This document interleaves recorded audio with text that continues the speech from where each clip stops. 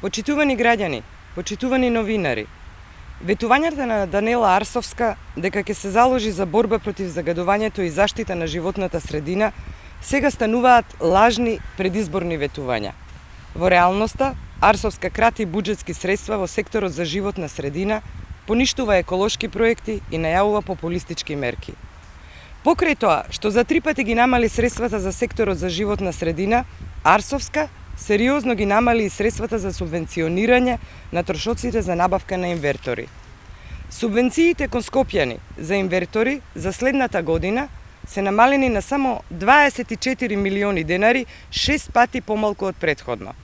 Субвенционирањето за набавка на инвертори досега го искористија околу 5000 домакинства во Скопје. Тоа се 5000 помалку оџаци кои го загадуваат воздухот. Данела Арсовска, наместо да ја продолжи и унапреди оваа мерка, таа крати средства и зборува за неиздржани и популистички мерки. Со ваков пристап, Арсовска, градоначалничката на ВМРО ДПМН, не може да се бори против аерозагадувањето.